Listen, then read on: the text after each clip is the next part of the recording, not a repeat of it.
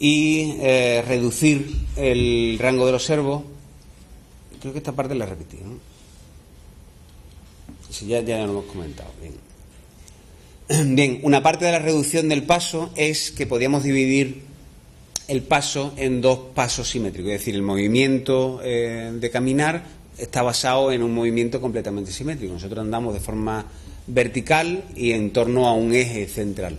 Por tanto, podemos modelizar el movimiento para un medio paso y repetir ese en el segundo medio paso. Con esta aproximación ya llegamos a 10 elevado a 213 posiciones. Y luego teníamos que acotar la población inicial del algoritmo genético, es decir, yo empiezo con un paso que he fabricado yo, pero yo necesito una población para mejorarlo. Por lo tanto, yo tengo que tener un número de padres. Se podría haber elegido tener 30 pasos diferentes, pero si tenemos un paso y es un algoritmo que aprende, deberemos ser capaces de poder partir de uno de ellos. Así que tenemos un factor que se llama factor de aleatoriedad o randomness, que en base a un paso determinado genera individuos parecidos, hace mutaciones sobre ese paso para generar individuos parecidos, y a partir de ahí el algoritmo empieza a evaluarlo. Hicimos varias pruebas para encontrar cómo de diferentes tenían que ser, porque claro, no sabemos si tiene que haber mucha diversificación o poca diversificación, y después de algunas pruebas encontramos un parámetro de factor lo suficientemente amplio como para que fuera capaz de optimizar el paso. Es un problema común en los algoritmos genéticos que si la población se parece mucho no es capaz de evolucionar hacia mejores resultados. Es decir, si una población es endogámica, asumamos una población de personas que viven en una tribu y no se mezclan nunca con nadie, al cabo de muchas generaciones serán probablemente objeto de algún tipo de enfermedad genética, porque todos ellos tendrán algún gen en común. Si nosotros partimos de una población de robots que son muy parecidos entre ellos, probablemente no sea capaz de llegar a un paso mejor que el de partida. Sin embargo, si hacemos un factor de randomness, de aleatoriedad muy elevado, el problema es que no va a ser capaz de encontrar dos padres lo suficientemente buenos como para dar un paso completo sin caerse. Entonces esa parte es experimental y requiere prueba. Bien, las principales limitaciones de un proyecto de este tipo son el cómo se pasa de un modelo teórico al práctico. Una vez que hemos decidido todas estas medidas para tener una solución acotable, aún así nos encontramos con que los componentes mecánicos tienen holgura. Es decir, no es un robot hecho en titanio con agarres muy fuertes, está basado en materiales plásticos. Y eso quiere decir que no va a tener siempre exactamente las mismas posiciones de un paso al siguiente. Hay una holgura que va a hacer que el servo esté ligeramente descolocado respecto a la misma posición en otro individuo que tuviera el mismo ángulo. Aparte, hay falta de exactitud en las mediciones, es decir, usamos sensores y los sensores incorporan error y ruido al sistema. Y el entorno también es importante. No afecta igual al avance un suelo con cierta rugosidad, una alfombra, una moqueta, y por tanto todas estas cosas hacen que una prueba en un entorno determinado no dé el mismo resultado que en otro. La experimentación, estos serían los individuos conseguidos inicialmente en base al factor de randomness, y vemos cómo hay algunos, todos estos que tienen aquí 0, son tan malos que no consiguen pasar más allá de un cierto número de secuencias antes de caer. Y aquí nos dice dónde está el punto donde ha caído. Entonces, si vemos al principio, solamente hay 1, 2, 3, 4, 6 de 20 que han sido capaces de completar un paso. Y todos los demás han caído en pasos muy tempranos de la evaluación. Y vemos cómo a la medida que van pasando las generaciones, ¿vale? Vamos cogiendo esos padres, los generamos 30 hijos, los evaluamos, generamos 30 hijos, es decir, al cabo de 900 pruebas hemos conseguido que el grado de evaluación, que llega hasta 4,8 aquí, llegue a un nivel base en el cual ya no mejora más. Entonces hemos mejorado desde el mejor individuo de la población inicial, que era de 3,35, hasta 4,8, que es simplemente una ponderación del avance y la suavidad del paso.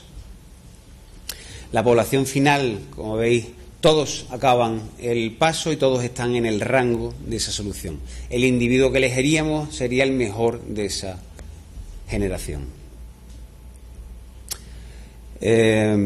Finalmente, como conclusiones de la metodología, se consiguen para lo que es un algoritmo genético, y acotándolo como los hemos acotado, resultados en pocas generaciones. Normalmente los algoritmos genéticos son famosos por tardar mucho tiempo sin tener necesidad de trabajar con un medio físico. Aquí en solo 30 generaciones hemos conseguido una optimización del paso.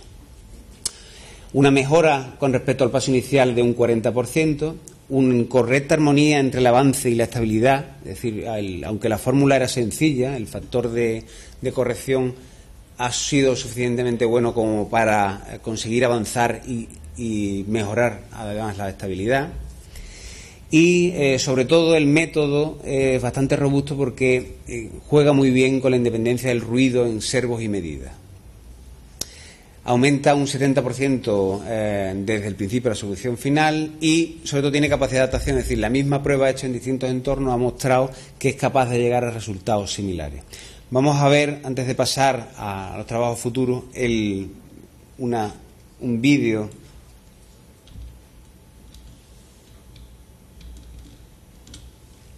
del robot en movimiento.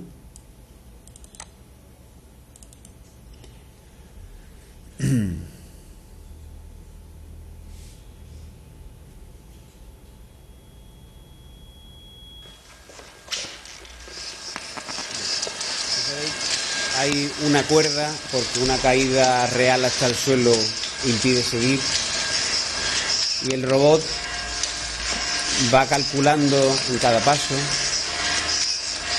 el punto en el cual puede mantenerse con equilibrio. Como veis, la estructura no es muy rígida y eso es lo que añade dificultad a la hora de tomar medidas de exactamente qué grado tenía cada uno de los sensores. Es decir, que el mármol es de las mejores superficies para que ande, porque la moqueta le va muy mal. Bien, ¿cuáles son los trabajos futuros a realizar? Bien, hay algunos proyectos sobre esta plataforma. Es una plataforma que incluye una parte de control y que se está mejorando en muchos sentidos. Y nosotros creemos que una de ellas sería incluir que el aprendizaje del equilibrio también se realizara dentro de ella. Entonces, vais a ver un vídeo en el que se ve cuál es el estado actual de esta plataforma.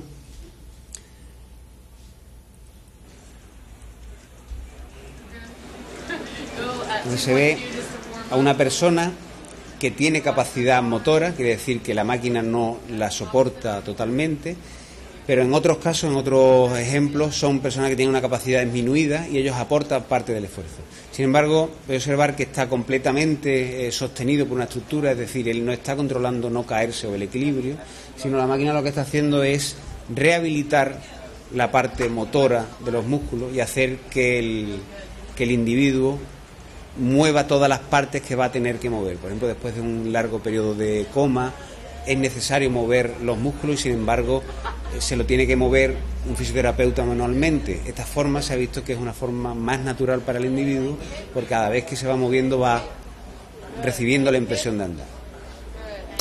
¿Cómo se podría mejorar en este sentido esta plataforma? Pues creemos que nuestro algoritmo evolutivo tendría que ser más flexible, porque tendría que tener en cuenta la fuerza que aporte la persona. Es decir, ahora mismo los sensores no tienen nada distinto a la gravedad cuando se mueven. En este caso tendría que haber un grado de aporte del robot y la persona tendría que hacer otro aporte y en distintas sesiones ir variando el aporte para conseguir un soporte del equilibrio y que la persona no se tambaleara hacia un lado o hacia el otro. Luego tendríamos que realizar una estructura robótica diferente a la que tenemos, algo en lo que una persona tuviera unos adaptadores muy parecidos a lo que tiene esta estructura, en la cual los sensores de presión estuvieran adaptados a la presión, es decir, que no solo tuviera los sensores de presión de la gravedad o de apoyo en el suelo, sino también de la presión de la persona contra la propia estructura.